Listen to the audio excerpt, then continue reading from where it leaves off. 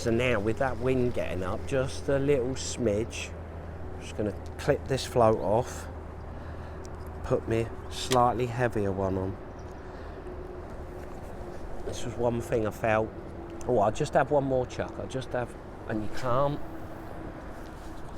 So immediately it's better. There's less bow in the line, so if there's less bow in the line, it means my float is not going to be moving. So flick it up, wind down, have me 3 chucks, not had a bite, so I don't want to leave it too long before feeding again.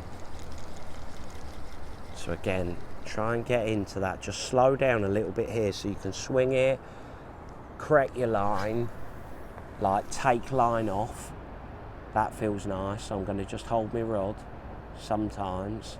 If you feel like, oh, that was nice. The fact that I've had 2 where the float's gone under and I've struck and there's nothing there, they haven't pulled me line. So this time I wind it up into it. Hi everyone, this clip was taken from our Match Focus website. I'm going to be adding a lot more content to our Match Focus YouTube channel, but if you'd like to watch the video in full, a more in-depth look at the rigs, the feeding, bait and decision making, then just head over to the website at matchfocus.co.uk. I'd really appreciate if you could like this video and subscribe to our Match Focus YouTube channel, as it really does help us grow. I hope you enjoy watching the video. Get your brain to remember, get that, you know, that timing dead right. How hard to cast, how high to cast. And, oh. See, now that one, yesterday in my match, would have probably had me. And this one thing as well, when it comes to actually playing the fish, one thing that was really bothering me was this big tree to my left. And I think at times, to be honest, I was just pulling a little bit harder than how I ever would. I don't know why. Just take your time, you know. If one snags you solid, there's nothing I can do about it. But me pulling harder and harder and harder is not going to help that cause. But even, we've been fishing for, say, I would reckon, roughly, say, about 18 minutes. Now, even though you think 18 minutes, that's not a lot, but how I feel in my mind, compared to when we started, little things like, when I'm winding in, I'm thinking about my cast. Thinking about my flow every time I chuck it out.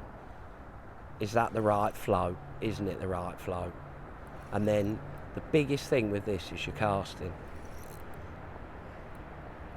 When I come here a lot, I mean I come here a lot in the past, sort of Wednesday, Saturday, Sunday, and it was only ever on, well, it was on Gold, Middle and Syndicate, but it was all, to be honest, a lot of at this time of the year, it was all waggler fishing.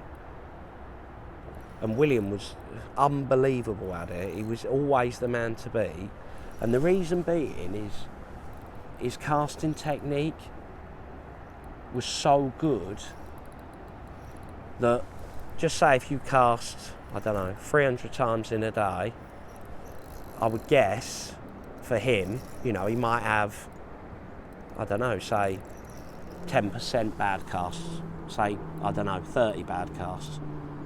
Whereas I might have 60 bad casts.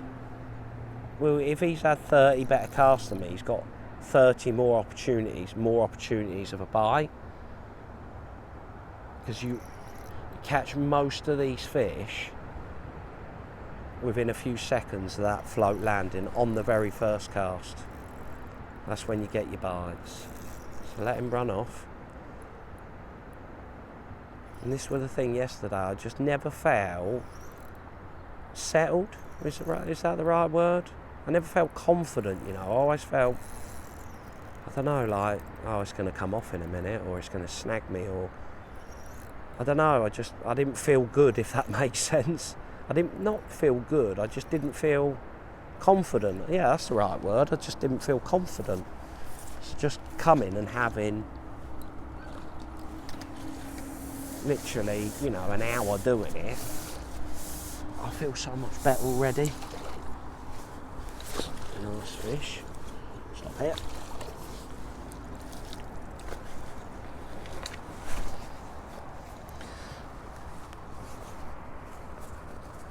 So, stop it. It's a nice waggler fish there. Absolutely stunning. Pop him back in.